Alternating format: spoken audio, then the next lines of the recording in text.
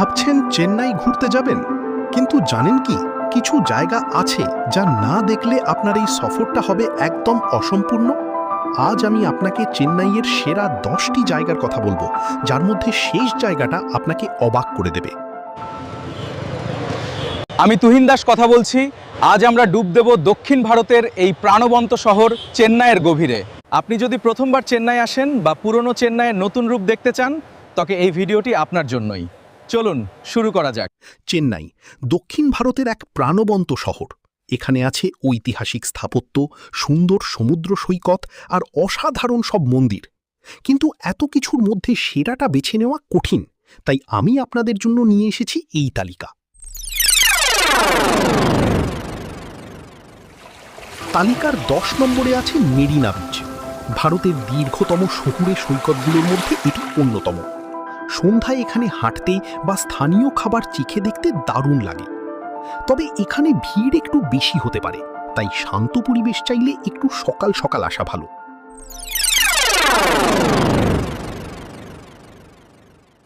9 নম্বরে রয়েছে sent থমে basilica. এটি সেন্ট থমাসের সমাধিস্তম্ভের উপর নির্মিত এক ঐতিহাসিক গির্জা। স্থাপত্যশৈলী দেখার মতো। যারা ইতিহাস ও স্থাপত্য ভালোবাসেন তাদের এই জায়গাটা খুব পছন্দ হবে।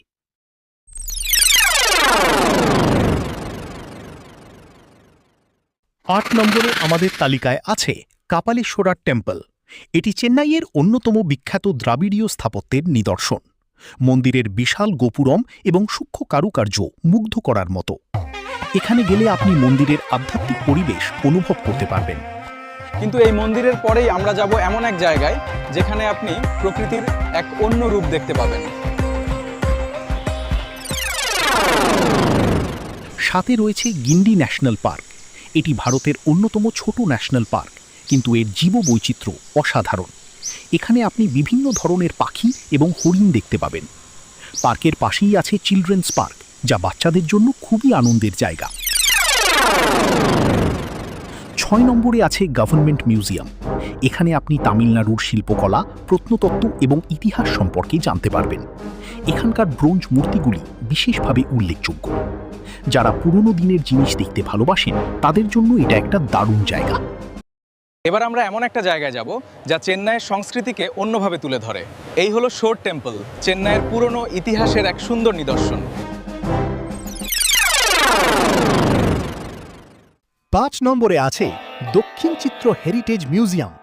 এটি একটি লাইভ হেরিটেজ মিউজিয়াম, যেখানে দক্ষিণ ভারতের বিভিন্ন রাজ্যের ঐতিহ্যবাহী জীবনযাত্রা ও স্থাপত্য ফুটিয়ে তোলা হয়েছে। এখানকার হস্তশিল্প এবং স্থানীয় খাবার আপনার মন জয় করে নেবে। 4 নম্বরে আছে ব্রিজি বিচ।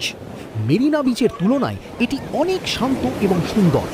যারা কোলাহল থেকে দূরে নিরিবিলি সময় কাটাতে চান তাদের জন্য এটি আদর্শ।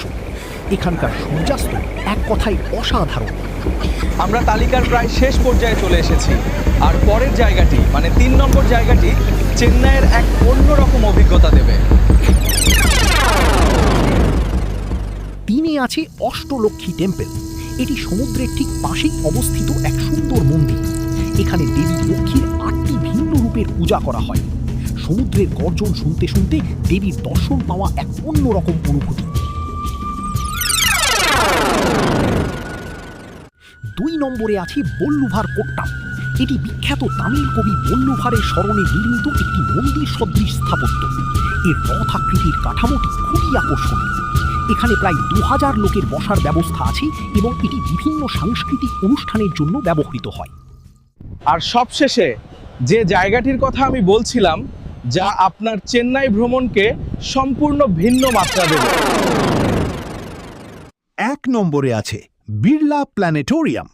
এখানে আপনি মহাকাশ এবং নক্ষত্রলোকের এক অসাধারণ অভিজ্ঞতা লাভ করতে পারবেন। তাদের শোগুলো খুবই তথ্যবহুল এবং ইন্টারঅ্যাক্টিভ। রাতের আকাশে তারাদের মেলা দেখা বা গ্রহ নক্ষত্র সম্পর্কে জানা এটি সত্যি এক অবিস্মরণীয় অভিজ্ঞতা। চেন্নাইয়ের মতো ব্যস্ত শহরের মাঝে এমন একটি শান্ত ও জ্ঞানগর্ভ জায়গা খুঁজে পাওয়া ভার। তো এই ছিল চেন্নাইয়ের সেরা 10টি জায়গা। আশা করি এই তালিকাটি আপনাদের চেন্নাই ভ্রমণকে আরও সহজ করে তুলবে। আপনার চেন্নাইতে কোন জায়গাটি সবচেয়ে প্রিয় নিচে কমেন্ট করে জানান। আর ভিডিওটি ভালো লাগলে লাইক দিন এবং বন্ধুদের সাথে শেয়ার করুন।